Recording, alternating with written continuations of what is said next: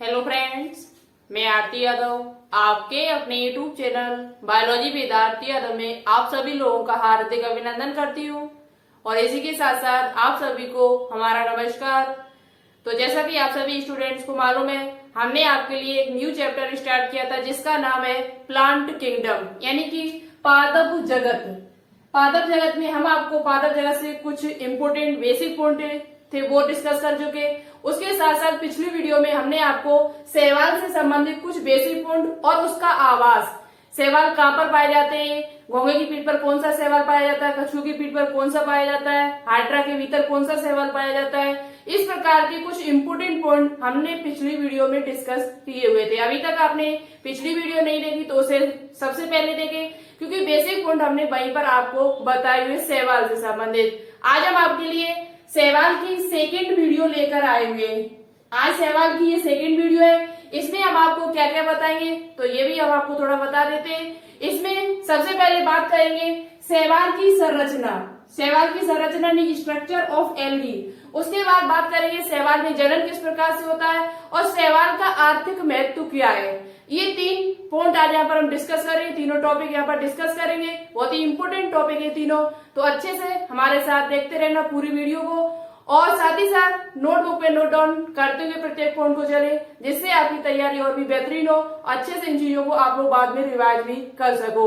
सभी के लिए इम्पोर्टेंट है, चाहे आप किसी भी एग्जाम की तैयारी कर रहे हो 2021 में, CP net, VHU, GSPM Kanpur, RUHS, paramedical, VSC nursing entrance exam, ठीक है, सभी के लिए इम्पोर्टेंट है। तो लगातार हमारे साथ वीडियो को देखते रहना। अच्छी लगे तो प्लीज इस वीडियो को शेयर करें ज्यादा से ज्यादा अपने दोस्तों के साथ, और हमारे चैनल पर अभी अभी आप लोग न्यू जुड़ रहे हैं तो प्लीज इस चैनल को सब्सक्राइब कर लें, ठीक है, इस चैनल को सब्सक्राइब जरूर कर लें जिससे आने वाली वीडियो आपको टाइम टू टाइम हमारे चैनल पर मिलती रहे। एक बात आपसे और बोलना चाहती हूँ, जिस दिन हमारी वीडियो आपकी नहीं आ रही है उस दिन आपको हमारे टेलीग्राम चैनल है जिसका नाम है टारगेट बायोलॉजी, टेलीग्राम चैनल है, इसकी लिंक आपको नीचे डिस्क्रिप्शन में मिल जाएगी, नहीं तो आप सर्च करना, वहां पर मिल जाएगा। इस पर हम क्या करते हैं, क्विज डालते हैं, बहुत ही इंपोर्टेंट क्विज होते हैं जो आपके एग्जाम्स के लिए। तो आप अभी तक इस चैनल से नहीं जुड़े हो तो प्लीज इस चैनल से एक बार जरूर जुड़ जाएगा, ठीक है। बहुत ही इंपोर्टेंट क्वेश्चन यहाँ पर हम आपके लिए डालते हैं। तो चलिए अब बात करते हैं शैवाल की संरचना किस प्रकार से है, शैवाल को संरचना के आधार पर कैसे बांटा गया है, शैवाल को संरचना के आधार पर कैसे बांटा गया है ये बात करते हैं, ठीक है। तो देखो, संरचना के आधार पर शैवाल को दो भागों में इन्होंने बांटा है। कितने? दो भागों में। एक कोशिकी, कैसे होते? एक कोशिकी, एक कोशिकी मतलब कि यूनिसेलुलर, और दूसरा आपका होता है बहुकोशिकी। कैसा होता है? बहुकोशिकी, बहुकोशिकी यानी कि मल्टी सेलुलर। कुछ शैवाल ऐसे होते हैं जो एक कोशिका से मिलकर बने, यानी यूनिसेलुलर होते हैं। कैसे होते हैं? यूनिसेलुलर। कैसे होते हैं? यूनिसेलुलर होते हैं। और कुछ शैवाल जो होते हैं वो मल्टी सेलुलर होते हैं। किस प्रकार के होते हैं? मल्टी सेलुलर, ठीक है। अब देखो, एक कोशिकी को फिर इन्होंने बांटा है, एक कोशिकी को दो भागों में फिर बांट दीजिए। कितने भागों में? दो भागों। देखो, इस फ्लो चार्ट से आप लोग बहुत अच्छी तरीके से समझ सकते हो और बहुत सभी पॉइंट हम आपको बताने की कोशिश करेंगे जो आपके एग्जाम्स के लिए इम्पोर्टेंट है। वे फालतू कोई भी पॉइंट नहीं हम आपको बताएंगे, नहीं आपका हम टाइम वेस्ट करेंगे यहाँ पर, ठीक है। तो अच्छे से प्रत्येक पॉइंट को समझते हुए चले। तो देखो, एक कोशिकी में हमारा एक चल होता है, चल शैवाल होते हैं, और एक होता है अचल। क्या होता है? अचल। चल को इंग्लिश में कहा जाता है मोटाइल। क्या कहा जाता है? चल जो शैवाल होते हैं उनको इंग्लिश में कहते हैं हम, क्या कहते हैं? Motile, MOTILE। और एक होता है नॉन मोटाइल, MOTILE, ठीक है। एक चल होते हैं, एक अचल। यहाँ से क्वेश्चन आपके एग्जाम में पूछा जाता है। किस प्रकार से पूछा जाता है? क्वेश्चन पूछा जाता है कि एक कोशिकी चल शैवाल का नाम बताइए, या एक कोशिकी अचल शैवाल का नाम बताइए। तब आप क्या बताओगे? तो अच्छे समझना प्रत्येक पॉइंट को, ठीक है। अब बात करते हैं चल में क्या मतलब है। तो चल का मतलब है ऐसे शैवाल जो चल में सहायक, उनके पास कुछ ऐसा है जो वो चलने में सहायक है। तो चलने में सहायक क्या हो सकता है? फ्लैजिला यानी कि कसाब, इनके पास कसाविका पाई जाती है, कसाव पाए जाते हैं, जिसे क्या कहा जाता है इंग्लिश में, फ्लैजिला। फ्लैजिला, फ्लैजिला पाया जाता है, जिसकी सहायता से ये चल सकते हैं। अचल का मतलब क्या, ऐसे शैवाल जो चल नहीं सकते, जिनमें कसाव नहीं पाया जाता है। क्या नहीं पाया जाता है, कसाव जो होता है यानी फ्लैजिला जो होते हैं वो नहीं पाया जाता है। ठीक है, अब बात करते हैं फ्लैजिला जिसमें पाया जाता है यानी चल शैवाल कौन सा हमारा है, तो उसका उदाहरण आपका है जिसमें फ्लैजिला पाया जाता है एक कोशिकी चल शैवाल कौन सा है आपका, तो वो आपका है क्लेमाइडोमोनास। क्या होता है, क्लेमाइडोमोनास, क्लेमाइडोमोनास। और उसके साथ साथ आपका क्या होता है, क्लेमाइडोमोनास जो आपका है ये आपका एक कोशिकी चल शैवाल होता है। इसके में क्या पाई जाती है, फ्लैजिला पाई जाती है। इस प्रकार से कुछ इसकी संरचना होती है, इस प्रकार से कुछ इसकी संरचना, ये इसके फ्लैजिला है। क्या ये इसके फ्लैजिला है, तो ये आपका क्लाइडोमोनास है और इसके अंदर क्या पाया जाता है, फ्लैजिला, जो इसके चलने में से सहायता पहुंचाता है।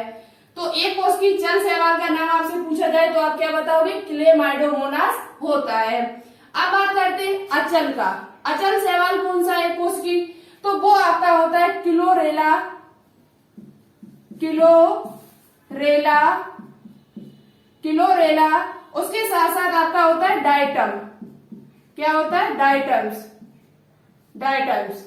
ये आपका कौन सा शैवाल है, एक कोश की अचल शैवाल है। तो एक कोश की शैवाल कौन कौन से हुए आपके, क्लेमाइडोमोनास, क्लोरेला और डाइटम्स। ये सभी आपके जो होते हैं वो कैसे होते हैं, एक कोश की अचल शैवाल होते हैं। उनको हमने क्या कहा, एक कोश की शैवाल होते, एक चल होते, दूसरा हमारा अचल होता है। चल में हमारे एक क्लेमाइडोमोनास आता है और चल में हमारा क्या आता है, क्लोरेला और डाइटम्स आता है। ठीक है, इतनी बात क्लियर हुई आपकी अच्छी तरीके से। अब बात करेंगे बहुकोशिकी की। किसकी बात करेंगे, बहुकोशिकी की। तो चलिए आगे भी देखते हैं।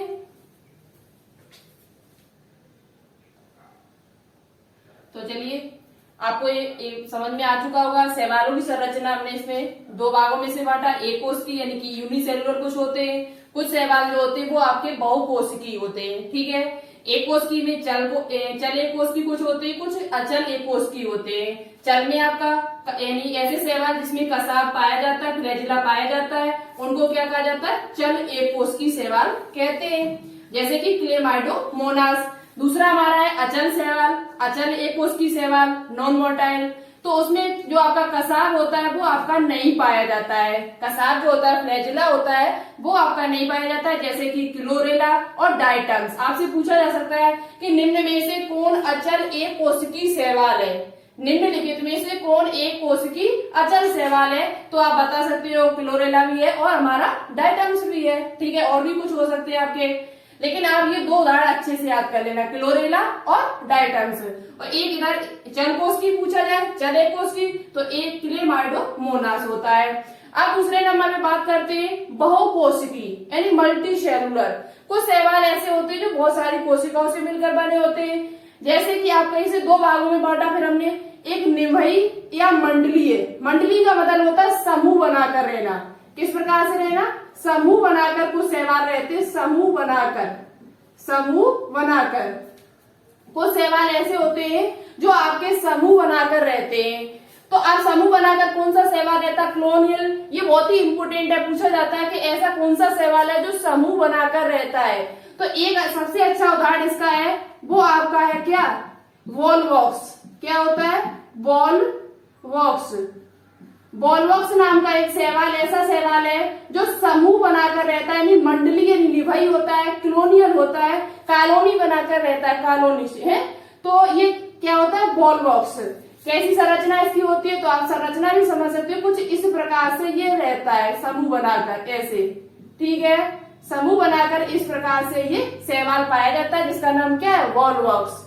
तो आपसे पूछा जाए कि वॉलवॉक्स कैसा शैवाल है, तो बहुकोशिकीय है और समूह बनाकर यानी मंडली बनाकर ये कॉलोनी रूप में पाया जाता है। दूसरे नंबर पे बात करते हैं सूत्रवत। सूत्र का मतलब ही होता है धागे।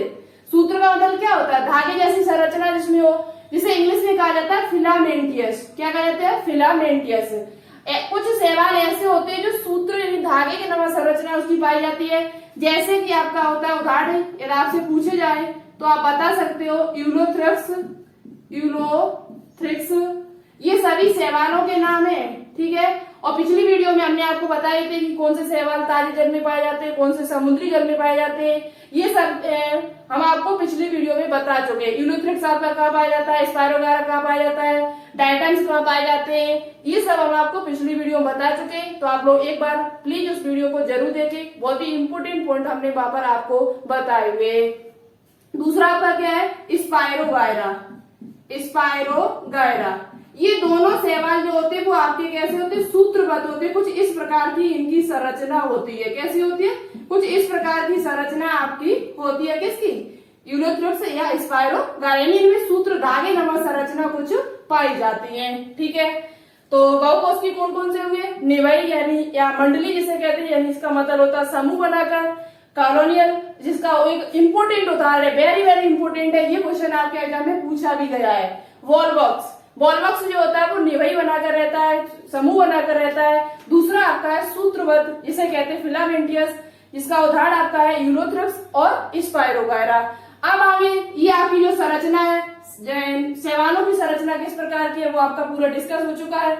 नेक्स्ट पॉइंट पर बात करेंगे हम, शैवालों की जनन किस प्रकार से होता है, शैवालों का आर्थिक महत्व क्या है। बहुत ही इंपोर्टेंट पॉइंट है सभी, तो लगातार हमारे साथ वीडियो को देखते रहना। अब चलिए अब बात करते हैं नेक्स्ट टॉपिक हम जो हमारा है, शैवालों में जनन। शैवालों में जनन किस प्रकार से होता है, रिप्रोडक्शन सिस्टम क्या उनका है। तो देखो, शैवालों में जो जनन है वो 3 विधियों से होता है। कितनी विधियों से होता है, 3 विधियों से। शैवालों में जो जनन है वो आपका कितनी विधियों से होता है, 3 विधियों से होता है। कवक में भी 3 विधियों से हमने आपको बताया था। वर्दी जनन जिसे कहते हैं वेजिटेटिव रिप्रोडक्शन, दूसरा आपका है अलैंगिक जनन जिसे एसेक्सुअल रिप्रोडक्शन, और तीसरा आपका है लैंगिक जनन जिसे कहा जाता है सेक्सुअल रिप्रोडक्शन। ठीक है, जो शैवाल होते हैं उनमें जनन 3 विधियों से होता है, वर्दी जनन, अलैंगिक जनन और लैंगिक जनन। अब बात करते हैं वर्दी जनन क्या होता है। तो वर्दी जनन के बारे में हमने आपको कवक वीडियो में भी बताया था। वर्दी जनन जो होता है शैवालों में वो किस विधि के द्वारा होता है। तो वर्दी जनन जो आपका होता है शैवालों में विखंडन विधि से होता है। किस विधि से होता है, विखंडन। वर्दी जनन जो आपका होता है शैवालों में वो किस विधि से होता है, तो वो आपका विखंडन से होता है। विखंडन का मतलब क्या है, प्रत्येक टुकड़ा, कोई शैवाल उसका जो जनन की लायक है, जनन की उसमें वो हो गई, तो वो क्या करेगा, प्रत्येक टुकड़ा टूटकर एक नए पादप का निर्माण कर लेगा। तो इसे ही कहा जाता है विखंडन। इस क्रिया को क्या कहा जाता है, विखंडन। यानी कि प्रत्येक जो विखंडन कोई पादप है उसमें टूट कर प्रत्येक टुकड़ा छोटे छोटे टुकड़ों में टूट जाता है, और टूटने के बाद वो नए पौधे का निर्माण कर लेता है। तो इस क्रिया को क्या कहते हैं, विखंडन कहते हैं। अब आपसे पूछा जाए कि शैवालों में वर्दी जनन जो होता है वो किस विधि से होता है, तो आप बता सकते हो विखंडन विधि से होता है। किस विधि से होता है, विखंडन से होता है। ठीक है, इसमें कुछ ज्यादा नहीं था आपका। अब बात करते हैं अलैंगिक जनन की। अलैंगिक जनन में आपको पहले से पता है एक जनन की आवश्यकता पड़ती है। ठीक है, तो अलैंगिक जनन जो आपका होता है वो आपका कई विधि से होता है। यहाँ पर अलैंगिक जनन जो होता है वो आपका कई विधि से होता है। जैसे कि आपका है चल बीजाणु, क्या है, चल बीजाणु यानी बाई जू स्पोर, चल बीजाणु एक आपका होता है, एक अचल बीजाणु। अब अचल बीजाणु और चल बीजाणु के बारे में हमने आपको पीछे भी बताया था, वही आपका फिर है दोबारा से। अचल बीजाणु एक होता है बाईजू स्पोर बीजाणु, और एक आपका है YL, यहाँ पे स्पेलिंग आप लोग सही से लिख लेना,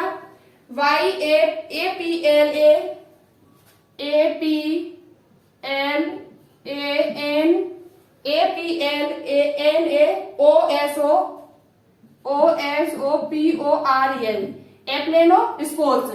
यानी कि एक जब आपका जो होता है वो चल बीजाणु होता है, दूसरा आपका अचल बीजाणु के द्वारा। अब कैसे इस चीज को समझोगे, तो चल बीजाणु होगा तो ऐसे बीजाणु जिस चलने में सहायक हो, तो आप चलने के लिए कुछ ना कुछ इसमें होगा। तो इसमें आपका क्या होगा, कसाविका पाई जाएगी। क्या पाई जाएगी, कसाविका, यानी इसमें फ्लैजिला उपस्थित होगा। क्या उपस्थित होगा, ऐसे बीजाणु जिसमें फ्लैजिला पाया जाता है वो उनमें जनन किस प्रकार से होगा, चल बीजाणु के द्वारा। तो इसमें क्या होगा, फ्लैजिला उपस्थित होगा। क्या उपस्थित होगा, फ्लैजिला इसमें पाया जाता है, तभी तो वो चल पाएगा, तभी तो एक स्थान से दूसरे स्थान पर जा पाएगा। तो इसलिए इसे क्या कहा जाता है, चल बीजाणु यानी कि वायजू स्पोर्स। तो इसमें क्या पाया जाता है, फ्लैजिला पाया जाता है। आपका क्या पाया जाता है, फ्लैजिला। अचल बीजाणु का मतलब क्या है, तो ऐसे बीजाणु जिसको चलने में सहायक ना, यानी कि इनमें फ्लैजिला आपका नहीं पाया जाएगा। फ्लैजिला जो आपका होगा वो क्या होगा, नहीं पाया जाएगा, तो ये चल नहीं सकते। और ये इसी बीजाणु से क्या होगा, अलिंगी जनन की क्रिया संपन्न होती है। अलिंगी किसी पादप से बीजाणु निकलकर और वो नए पादप का निर्माण कर लेते हैं। तो एक आपका चल बीजाणु हुआ, दूसरा आपका कौन सा हुआ, अचल बीजाणु। इसमें फ्लैजिला नहीं पाया जाता है, जबकि चल बीजाणु में फ्लैजिला यानी कसाव्य पाया जाता है। ठीक है, अब बात करते हैं इसके उदाहरण क्या क्या है। तो देखो चल बीजाणु के जो आपके उदाहरण है वो आपका है यूलोथ्रोप्स। इसके उदाहरण आप लोग लिख लेना। चल बीजाणु किस में पाया जाता है, तो चल बीजाणु जो आपके होते हैं, चल बीजाणु के द्वारा किस में जनन होता है, तो वो सबसे पहला उदाहरण आपका है यूलोथ्रिक्स, और दूसरा आपका है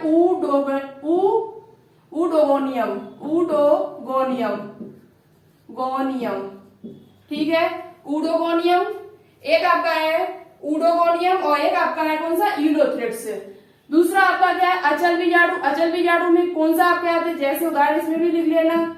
इसमें आपका आता है जो अचल बीजाणु जिसमें फ्लैजिला नहीं पाया जाता है, इसमें आपका आता है क्लोरेला। क्या आता है, क्लोरेला। क्लोरेला जो आपका है वो कैसा है, आपका अचल बीजाणु। क्लोरेला में जो जनन होता है वो अचल बीजाणु के द्वारा होता है, इसमें फ्लैजिला नहीं पाया जाता है। तो इतनी बात आपको समझ में आ गई होगी। शैवालों में जनन जो होता है वो 3 विधियों से होता है, बढ़ती जनन, अलिंगी जनन, लैंगिक जनन। बढ़ती जनन में आपका विखंडन की विधि से होता है। बढ़ती जनन जो होता है वो किस विधि से होता है, विखंडन विधि से होता है। इसमें एक विधि याद कर लेना। अलिंगी जनन में 2 भाग किया जाते हैं, चल बीजाणु के द्वारा और अचल बीजाणु के द्वारा। चल बीजाणु में आपका जो फ्लैजिला पाया जाता है, इसके उदाहरण जो आपके हैं वो यूलोथ्रिक्स और ऊडोगोनियम। अब बात करेंगे किसकी, अचल बीजाणु की। तो अचल बीजाणु जो आपका होता है उसमें फ्लैजिला नहीं पाया जाता, उसका उदाहरण जो आपका है वो क्या है, क्लोरेला। क्या आपका उदाहरण है, क्लोरेला। अब बात करते हैं लैंगिक जनन की। ठीक है, लैंगिक जनन की बात करते हैं। तो लैंगिक जनन में आपका क्या है, देखते हैं, बहुत ही अच्छे पॉइंट है और बहुत ही इंपोर्टेंट भी है लैंगिक जनन। यहाँ से आपके एग्जाम में क्वेश्चंस भी पूछे जाते हैं। ठीक है, तो बात करते हैं लैंगिक जनन की। किसकी बात करते हैं, लैंगिक जनन की। तो देखो लैंगिक जनन को कैसे समझो, तो लैंगिक जनन जो होता है वो 3 तरीके से होता है। कितने तरीके से होता है, 3 तरीके से। देखो यहाँ से हम इसे पूरा फिनिश कर हटा देते हैं, उसके बाद समझाएंगे अच्छी तरीके से। ठीक है, लैंगिक जनन पर बात करेंगे। अब लैंगिक जनन जो होता है वो 3 विधियों से होता है। लैंगिक जनन, अब आपको पता है पहले से कि लैंगिक जनन जो है उसमें कितने जनकों की आवश्यकता पड़ती है, 2 जनकों की। लैंगिक जनन में कितने जनकों की आवश्यकता पड़ती है, 2 की। तो बात करते हैं तीसरे नंबर पर, लैंगिक जनन यानी कि सेक्सुअल रिप्रोडक्शन। अब देखो ये 3 विधियों से होता है। सबसे पहले जो ये लैंगिक जनन है वो आपका 3 विधियों से होता है। एक आपका होता है समयुग्म की, विषम युग्म की, और तीसरा आता होता है अंड युग्म की। समयुग्म की एक प्रकार होता है सम युग्म की, और दूसरा आपका होता है विषम युग्म की, एनाइसोगेमस विषम युग्म की, और तीसरा आपका होता है अंड युग्म की। यहाँ से आपके एग्जाम में क्वेश्चन भी पूछे जाते हैं, अच्छे समझना प्रत्येक पॉइंट को। ठीक है, अंड युग्म की इसे क्या कहा जाता है, आइसोगेमस। क्या कहा जाता है, आइसोगेमस। और इसे कहा जाता है एन आइसोगेमस, और इसे कहा जाता है ऊगेमस। ठीक है, इतनी बात आपको अच्छे समझ में आ गई होगी। अब बात करते हैं यहाँ पर हम किसकी, समयुग्मकी क्या होता है। समयुग्मकी क्या होता है, तो देखो सबसे पहली बात तो यही है कि समयुग्मकी में आपका लैंगिक जनन है तो 2 जनकों की आवश्यकता पड़ेगी। युग्मक का मतलब गैमीट यानी कि उसके तो जो सवियुग्मकी जो आपका होगा वो आपका क्या होगा, उसमें जो युग्मक होंगे वो बिल्कुल समान होंगे। उनकी आकृति, संरचना, उनका परिमाण, साइज, उनके जो बाहरी आकृति देख लो चाहे अंदर की आकृति देख लो, आकार की पूरी इनकी सेम बिल्कुल समान होगी। ऐसे युग्मक को क्या कहेंगे, सवियुग्मकी कहेंगे। उनमें आप नर और मादा का जो युग्मक है, मेल और फीमेल के जो युग्मक है, उनमें आप डिफरेंस नहीं कर पाओगे। देखो कैसे, जैसे हमने ये आपका फिगर बना के हम आपको दिखा रहे हैं, बिल्कुल समान होंगे। ये कैसे होंगे, ये इसका फ्लैजिला क्लेमाइडोमोनास का ये चित्र है, बिल्कुल एकदम टू कॉपी, बिल्कुल एक जैसे होंगे, यानी सवियुग्मकी होंगे। बिल्कुल कैसे होंगे, सवियुग्मकी। उनका आकार देख लो आप, चाहे उनका शरीर देख लो, बिल्कुल आपका कैसा होगा, समान होगा। कैसा होगा, समान। एक पॉइंट आप लोग अच्छे से याद कर लेना, शैवाल जितने भी होते हैं, शैवाल जो होते हैं वो आपके हैप्लॉइड होते हैं। क्या होते हैं, हैप्लॉइड। शैवाल जो होते हैं वो आपके हैप्लॉइड होते हैं, यानी कि केवल स्मॉल है। ठीक है, शैवाल जो होते हैं वो कैसे होते हैं, हैप्लॉइड होते हैं। इस पॉइंट को आप लोग याद रखें अच्छी तरीके से।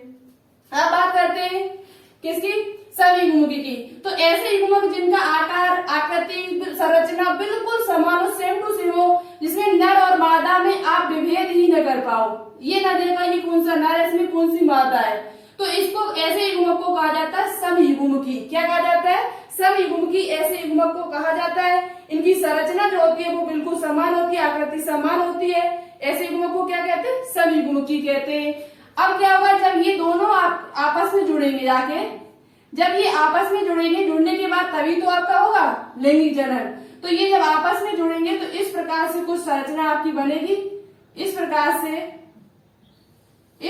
से आपकी संरचना बन के तैयार होगी, और बनने के बाद ये फिर क्या बनेंगे, 2n यानी कि युग्मनज का निर्माण हो जाएगा। किसका निर्माण होगा, युग्मनज यानी जायगोट का निर्माण इस प्रकार से हो जाता है।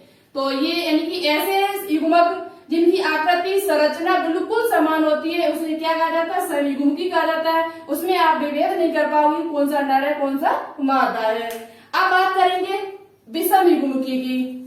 बहुत ही सूक्ष्म अंतर है तीनों में, समझते हुए चलिए अच्छे से प्रत्येक पॉइंट को, जिससे आपको समझ में आ जाए। अब बात करते हैं विषम युग्मकी क्या होता है। तो देखो विषम युग्मकी में क्या होगा, इसके उदाहरण भी आप लोग लिख सकते हो विषम युग्मकी के, सवियुग्मकी के। इसका उदाहरण आपका है क्लेमाइडोमोनास। इसका जो उदाहरण है आपका, सवियुग्मकी कौन कौन से होते हैं, तो आपका एक है क्लेमाइडोमोनास, और दूसरा आपका है यूलोथ्रिक्स। ये आपके कौन से, सवियुग्मकी। इनमें जो युग्मक होते हैं वो कैसे होते हैं, सवियुग्मकी होते हैं। अब बात करते हैं विषम युग्मकी की। तो विषम का मतलब क्या होता है, यानी समान ना हो, एक छोटा एक बड़ा होगा इसमें। तो विषम युग्मकी में क्या होगा, एक आपका जो होगा वो बड़ा होगा, एक युग्मक जो होगा वो आपका कैसा होगा, बड़ा होगा, और एक युग्मक जो होगा वो आपका कैसा होगा, छोटा होगा। लेकिन इनका जो आकृति, जो संरचना, जो यानी साइज है, वो आपका छोटा बड़ा होगा। कैसा होगा, छोटा बड़ा होगा। एक बड़ा होगा, दूसरा कैसा होगा, छोटा होगा। तो ऐसे युग्मक को क्या कहते हैं, विषम युग्मकी कहा जाता है। ऐसे युग्मक को क्या कहा जाता है, विषम युग्मकी। यानी कि इनकी आकार की और कार्य को देखा जाए, फिजियोलॉजी और मॉर्फोलॉजी इनकी देखी जाए, तो वो आपकी भिन्न होगी। कैसी होगी, भिन्न होगी। एक छोटा होगा, दूसरा कैसा होगा, बड़ा होगा। एक युग्मक बड़ा होता है, दूसरा छोटा होता है। इसमें बड़ा युग्मक जो होता है वो आपका निष्क्रिय होता है। कैसा होता है, निष्क्रिय होता है। और छोटा युग्मक जो होता है वो सक्रिय होता है। छोटा युग्मक जो होता है वो कैसा होता है, सक्रिय होता है। तो ऐसे युग्मक जिनकी आकार की और शारीरिकी देखी जाए, मॉर्फोलॉजी, फिजियोलॉजी देखी जाए, तो वो आपकी भिन्नता हो, एक छोटा एक बड़ा हो, तो ऐसे युग्मक को क्या कहते हैं, विषम युग्मकी कहते हैं। क्या कहते हैं, विषम युग्मक। ये दोनों आपस में मिलेंगे तो जनन की, लैंगिक जनन की प्रक्रिया हुई और युग्मनज का निर्माण हो जाता है। अब बात करते हैं इनके उदाहरण की बात करते हैं। तो उदाहरण आपके हैं, इसमें जो आपका उदाहरण आता है वो क्लेमाइडोमोनास ब्राउनी। इसका जो उदाहरण है वो आप लोग अच्छे से लिख लें। और देखो दोनों में गत करने के लिए क्या पाई जाती है, कसाविकाएं पाई जाती हैं। इसमें भी पाई जाती है, हमने आपको दिखाया था। दोनों में गत करने के लिए क्या पाई जाती है, कसाविकाएं। फ्लैजिला इनमें पाया जाता है। ठीक है, अब बात करते हैं इनके उदाहरण की। तो इसका उदाहरण आप लोग लिख लें विषम युग्मकी का। उदाहरण आपका है क्ले माइडो मोनास ब्राउनी। ये आपका क्या है, विषम युग्मकी होता है। अब बात करते हैं अंड युग्मकी की। तो अंड युग्मकी को समझना बहुत इजी है। अंड युग्मकी में क्या होता है, एक जो होता है अंड युग्मकी में एक एग होता है, उसमें क्या होता है, एग इसे कहते हैं। एग का मतलब क्या होता है, अंडा। एग जो इसका होगा, जो अंडा होगा, यानी कि जो मादा युग्मक होता है उसमें फ्लैजिला नहीं पाए जाते। और दूसरा जो नर युग्मक होता है उसमें आपका फ्लैजिला पाया जाता है। 2 फ्लैजिला उसमें पाए जाते हैं। कितने फ्लैजिला पाए जाते हैं, 2 फ्लैजिला पाए जाते हैं। और जो अंडा होगा इसमें, जो अंड युग्मकी जो नर मादा युग्मक होगा उसमें आपका फ्लैजिला नहीं पाया जाता है, यानी वो निष्क्रिय होता है। और ये कैसा होता है, सक्रिय होता है। लेकिन इनकी संरचना भी अलग अलग है, एक छोटा होगा एक बड़ा होगा। इसमें जैसा था, लेकिन इसमें कैसा होगा, समान होता है। तो ये कौन सा आपका हुआ, अंड युग्मकी हुआ। नर युग्मक जो होता है वो छोटा होता है और द्विकशावकी होता है। इसमें जो नर, ये आपका नर युग्मक है। कौन सा युग्मक है, नर युग्मक है। और ये आपका है वो मादा युग्मक है। नर युग्मक जो होता है वो 2 कशावकी होता है, एक कशाव आपका ये, एक ये। और जो मादा युग्मक होता है वो बड़ा होता है, कैसा होता है, उसमें कशाविका नहीं पाई जाती है। इसके उदाहरण की बात करते हैं तो इसका उदाहरण आता है क्या, अंड युग्मकी का जो उदाहरण है वो आपका कारा है, और एक आपका आता है कारा है आपका, और एक यूलोथ्रिक्स शायद है, वॉलवॉक्स। एक आपका वॉलवॉक्स है, वॉलवॉक्स। ये आपके जो होते हैं वो अंड युग्मकी होते हैं। ये आपके क्या होते हैं, अंड युग्मकी होते हैं। एक बार हम थोड़ा रिवाइज फिर दोबारा से कर देते हैं। शैवालों में जनन 3 प्रकार से होता है, लैंगिक जनन, अलैंगिक जनन और वर्धी जनन। लैंगिक जनन को हमने 3 भागों में बांटा, समयुग्मकी, विषम युग्मकी और अंड युग्मकी। Isogamous, anisogamous, oogamous. ठीक है। समयुग्मकी क्या होता है, तो ऐसे युग्मक जिनकी संरचना परमाणु बिल्कुल समान हो, कोई विभेद नहीं आप कर पाओ, भिन्नता न दर्शाओ, इनकी डिफरेंस न कर पाओ, कौन सा नर है कौन सा मादा युग्मक है, तो ऐसे को कहते हैं समयुग्मकी। जैसे कि क्लेमाइडोमोनास और यूलोथ्रिक्स। दूसरा आपका है विषम युग्मकी, जिसमें एक छोटा होगा एक बड़ा होगा, उसकी संरचना जो होगी वो भिन्न भिन्न होगी, थोड़ा परमाणु जो साइज होगा वो छोटा बड़ा होगा, तो उसे कहते हैं विषम युग्मकी। जैसे कि क्लेमाइडोमोनास ब्राउनी। तीसरा आपका होता है अंड युग्मकी। अंड युग्मकी में जो होगा वो आपका एक जो मादा युग्मक होता है उसमें फ्लैजिला नहीं पाई जाती है, बड़ा होता है। और जो आपका दूसरा होता है नर युग्मक, उसमें 2 फ्लैजिला होते हैं, वो सक्रिय भी होता है। उसका उदाहरण क्या है, तो कारा और वॉलवॉक्स होता है। तो ये आपका हुआ शैवालों में जनन। आई होप आपको समझ में भी आया होगा अच्छी तरीके से। आप यदि आपको कोई पॉइंट समझ में ना आए तो आप कमेंट बॉक्स में कमेंट करके हमसे पूछ भी सकते हो। आगे बात करेंगे शैवालों का आर्थिक महत्व क्या है। वेरी वेरी इंपोर्टेंट है और बहुत ही अच्छी तरीके से हम आपको समझाने की कोशिश भी करेंगे। तो चलिए आगे देखते हैं। अब चलिए आगे बात करते हैं। अब आगे है हमारा शैवालों का आर्थिक महत्व। शैवालों का आर्थिक महत्व क्या है, शैवाल लाभकारी किस प्रकार से, इससे हमें क्या क्या प्राप्त होता है और इनका हानिकारक प्रभाव क्या है, ये सभी पॉइंट हम इस वीडियो में डिस्कस करेंगे। अच्छे से समझते हुए हमारे साथ चलना बहुत ही इंपोर्टेंट पॉइंट है और यहाँ से आपके एग्जाम में क्वेश्चंस भी पूछे जाते हैं, तो अच्छे से समझते हुए चलना। और लास्ट में हम आपसे 4-5 क्वेश्चन पूछेंगे जो इस वीडियो से होंगे और पिछली वीडियो से होंगे। उन चारों के आंसर जो भी राइट देगा उनके नाम हम नेक्स्ट वीडियो में लेकर आएंगे। तो लास्ट तक हमारे साथ बने रहना, अच्छे समझते रहना। इन्हीं से हम अभी आपसे क्वेश्चन भी पूछेंगे, ठीक है। तो चलिए अब बात करते हैं शैवालों का आर्थिक महत्व क्या है। तो सबसे पहला जो महत्व हमारा है, कुछ शैवाल जो होते हैं वो भोजन के रूप में भी प्रयोग किए जाते हैं। कुछ शैवाल जो होते हैं वो भोजन के रूप में प्रयोग किए जाते हैं। क्यों किए जाते हैं और कौन सा शैवाल भोजन के रूप में प्रयोग किया जाता है ये भी हम आपको बताएंगे। तो देखो शैवाल जो होते हैं उसमें क्या क्या पाया जाता है। शैवाल में प्रोटीन होता है, प्रोटीन पाया जाता है, विटामिन होता है। विटामिन कौन कौन सी होती है आपसे पूछा जाए तो ए है, बी है, सी है, डी है। ए, बी, सी, डी और ई, ये आपकी विटामिन पाई जाती है, ठीक है। ए, बी, सी, डी और ई ये विटामिन होती है। और इसके साथ साथ इसमें कार्बोहाइड्रेट भी होता है, क्या होता है? कार्बोहाइड्रेट। कार्बोहाइड्रेट। अभी हम आपको एक ऐसा सवाल बताएंगे जिसमें प्रचुर मात्रा में प्रोटीन पाई जाती है। ये क्वेश्चन पूछा भी गया एग्जाम में। सवाल में प्रोटीन होता है, विटामिन होता है और कार्बोहाइड्रेट पाया जाता है। अब बात करते हैं कि कौन कौन से सवाल हैं जिनका प्रयोग भोजन के रूप में किया जाता है। उदाहरण देखते हैं, बहुत ही इंपोर्टेंट पॉइंट है और पूछे भी जाते हैं ये क्वेश्चन आपसे। तो सबसे पहला हमारा आता है पोरफायरा।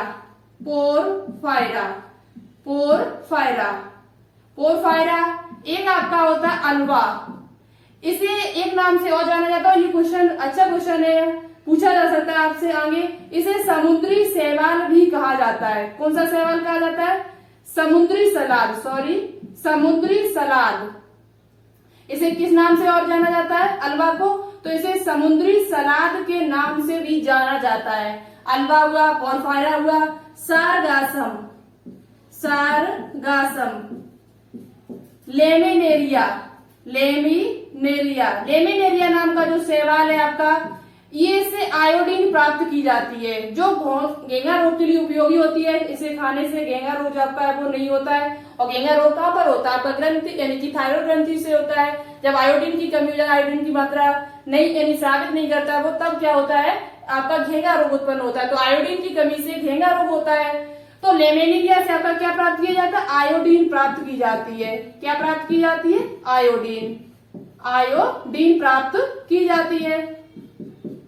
ठीक है, तो कौन कौन सा हुआ? पोरफायरा, अलवा जिसे समुद्री सलाद कहा जाता है, सारगासम, लेमिनेरिया। एक आपका और है क्लोरेला। और उसके बाद एक आपका आता है स्पाइरुलिना। ये दोनों ऐसे शैवाल हैं, ये दोनों जो आपके हैं वो ऐसे शैवाल हैं जिसमें प्रोटीन जो होती है वो प्रचुर मात्रा में पाई जाती है। जो प्रोटीन होती है वो आपके प्रचुर मात्रा में पाई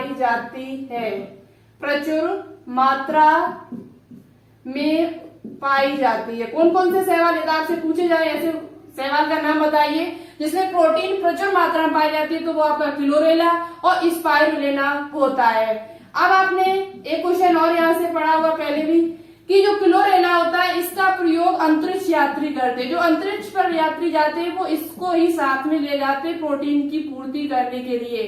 तो अंतरिक्ष यात्री जो शैवाल ले जाते हैं अपने साथ, जो उसका किस शैवाल का प्रयोग करते हैं, कौन सा शैवाल ले जाते हैं, वो कौन सा है? तो वो आपका क्लोरेला होता है। जो अंतरिक्ष यात्री इसका क्या करते हैं? उपयोग करके अपने साथ ले जाते हैं। ठीक है, तो ये क्वेश्चन आपसे पूछा जा सकता है कि अंतरिक्ष यात्री कौन सा शैवाल अपने साथ ले जाते हैं, किस शैवाल की दवाई अपने साथ ले जाते हैं? तो वो आपकी क्लोरेला नाम के शैवाल से दवाई बनाई जाती है, उसे अपने साथ एंटीबायोटिक बनाई जाती है, उसे अपने साथ ये ले जाते हैं। ये प्रोटीन की पूर्ति करते रहते हैं। तो अंतरिक्ष यात्री अपने साथ ले जाते हैं। ठीक है, ये बात क्लियर हुई। तो अब आपको समझ में आ गया होगा कि भोजन के रूप में कौन सा शैवाल प्रयोग किए जाते हैं। तो भोजन के रूप में आपका पोरफायरा, अलवा, सारगासम, लेमिनेरिया, क्लोरेला, स्पाइरुलिना, ये सभी शैवाल जो होते हैं वो भोजन के रूप में प्रयोग किए जाते हैं। भोजन शैवाल में क्या क्या पाया जाता है? तो प्रोटीन होता है, विटामिन होता है और कार्बोहाइड्रेट पाया जाता है। अब बात करते हैं शैवालों का आर्थिक कुछ शैवाल ऐसे होते हैं जिनका प्रयोग उद्योग के रूप में किया जाता है। ये क्वेश्चन बहुत ही इंपोर्टेंट है। एक ये वाला कि समुद्री सलाद के नाम से किसे जाना जाता है? तो वो आपके अलवा नाम का जो शैवाल है उसे समुद्री सलाद कहा जाता है। और ऐसे कौन से शैवाल हैं जो अंतरिक्ष यात्री ले जाते हैं? वो क्लोरेला है। स्पाइरुलिना जो होता है इसमें जो प्रोटीन होती है वो लगभग 70% पाई जाती है। कितने परसेंट होती है?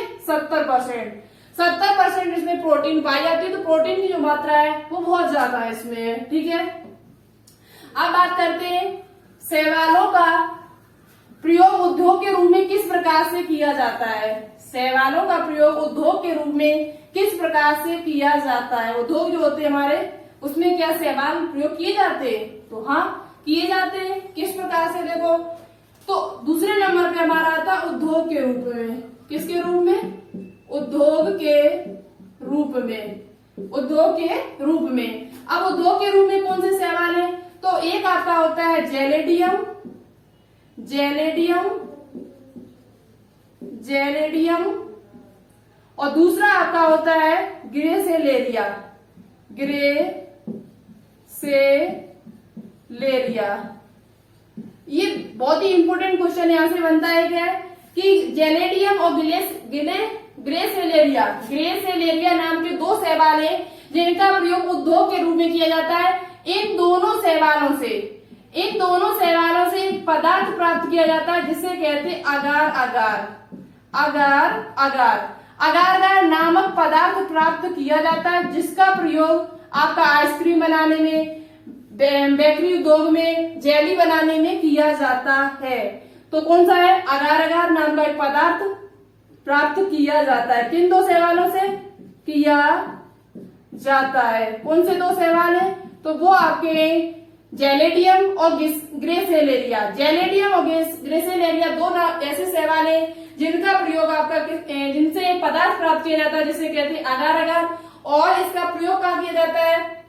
तो इसका प्रयोग जेली बनाने में, आइसक्रीम बनाने में, कृत्रिम रेशा बनाने में, कागज उद्योग में और बेकरी उद्योग में इसका प्रयोग किया जाता है। किस किस में किया जाता है? तो कागज उद्योग में होता है इसका प्रयोग,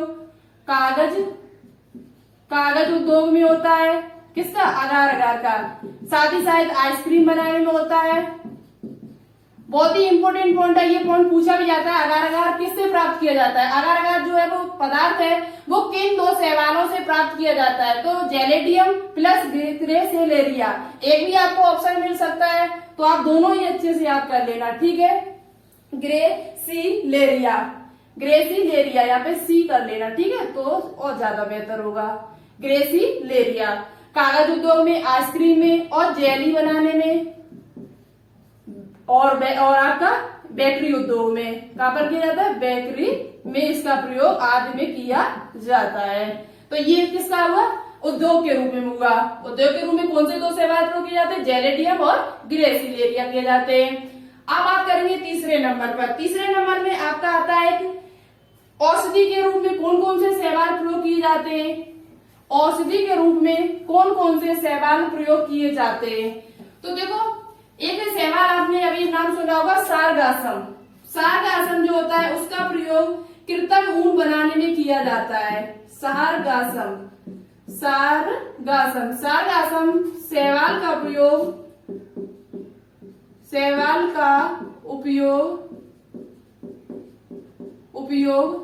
किसमें किया जाता है? कृत्रिम ऊन बनाने में किया जाता है, ऊन बनाने में, ठीक है। तो इसे भी आप, ये भी एक उद्योग के रूप में प्रयोग किया जाता है, कृत्रिम ऊन बनाने में किया जाता है। ओके, ठीक है। अब बात करेंगे किसकी? तीसरे एक पदार्थ और होता है एलाजिन। एलाजिन नाम का एक पदार्थ होता है जो आपका किससे प्राप्त किया जाता है? वो एलेरिया और लेमिनेरिया से प्राप्त किया जाता है। किससे प्राप्त किया जाता है? एलाजिन। यहाँ पे एक नाम और लिख लेना आप लोग, एलाजिन। एलाजिन, एलाजिन नामक एक पदार्थ है, नामक एक पदार्थ होता है जो लेमिनेरिया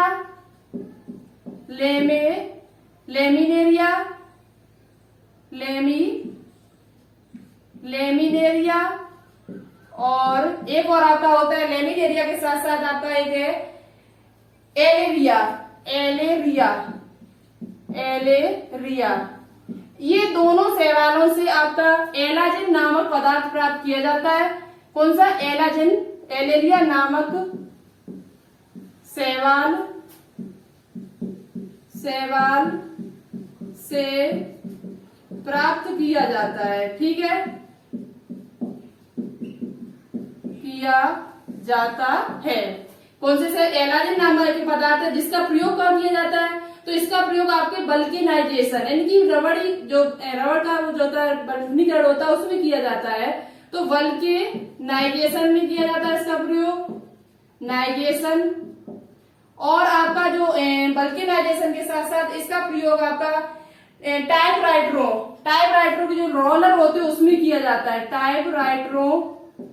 टाइपराइटरों के रोलर बनाने में, रोलर रोलर बनाने में इसका प्रयोग किया जाता है, बनाने में किया जाता है। तो आपको समझ में आ गया होगा। एलाजिन नामक एक पदार्थ होता है जिसका प्रयोग जो लेमिनेरिया और एलेरिया नामक शैवाल से प्राप्त किया जाता है, और इसका उपयोग कहाँ किया जाता है, तो वल्केनाइजेशन में किया जाता है। और टाइप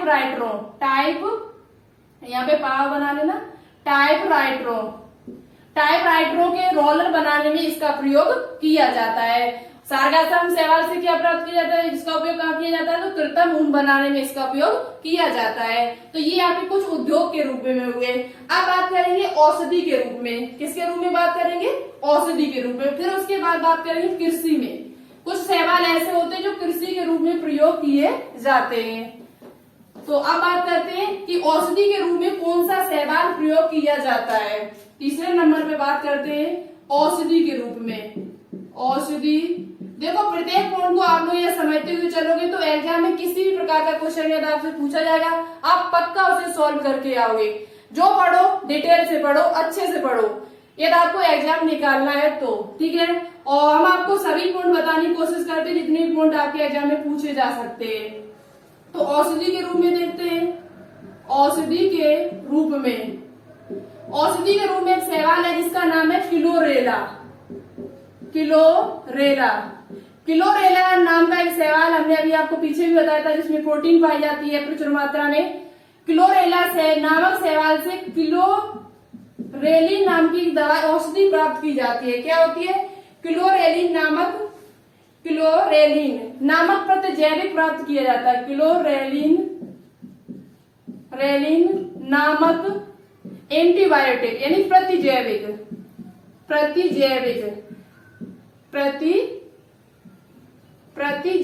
एंटीबायोटिक नामक प्रतिजैविक प्राप्त की जाती है, इसे किया जाता है। ठीक है, तो आपको समझ में आ रहा होगा। यहाँ पर एक क्लोरेला नाम का एक शैवाल है जिससे क्या प्राप्त किया जाता है, क्लोरेलिन नामक प्रतिजैविक यानी एंटीबायोटिक प्राप्त की जाती है, जो आपके किसमें, जीवाणुओं से होने वाले रोग से। जो आपके ग्राम पॉजिटिव जीवाणु होता है, ग्राम पॉजिटिव एक जीवाणु होता है, एक ग्राम निगेटिव होता है।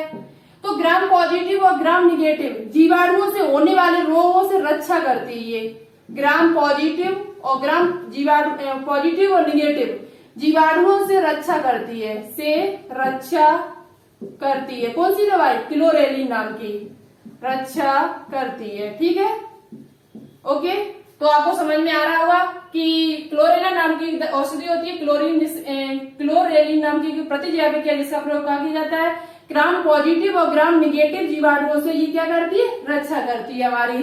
ठीक है, एक आपका और है जो बहुत ही इंपोर्टेंट है, कारा, और इसके साथ साथ आपका एक आता है नाइटेला। कारा तथा नाइटेला ये भी औषधि के रूप में प्रयोग किए जाते हैं। किसके रूप में, औषधि के रूप में। तो कारा तथा नाइटेला का उपयोग मलेरिया के रूप में किया जाता है, मलेरिया रोग को बचाने में किया जाता है। मलेरिया उन्मूलन में किया जाता है। किसका, कारा और नाइटेला का किया जाता है। ठीक है, तो ये किसके रूप में प्रयोग हुआ, किया जाता है।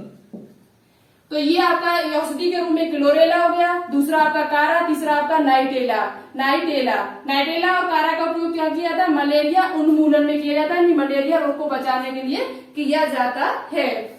ठीक है, अब एक बात करते हैं, नेक्स्ट पॉइंट जो आपका है, ये तो हमारे थे कुछ लाभकारी जो औषधि के रूप में हुए, कुछ कृषि के रूप। अब बात एक आपका और रहेगा कृषि के रूप में। कृषि के रूप में कौन से शैवाल प्रयोग किए जाते हैं उर्वरक के रूप में, तो ये भी बात कर लेते चलिए कृषि के रूप में। फिर एक और आपका पॉइंट रह जाएगा हानिकारक प्रभाव क्या है, कौन से शैवाल है जो आपके लिए हानिकारक होते हैं, कौन से शैवाल है जो आपके लिए हानिकारक होते हैं। तो कृषि के रूप में देख लेते हैं उर्वरक के रूप में। चौथे नंबर पे हमारा है उर्वरक के रूप में।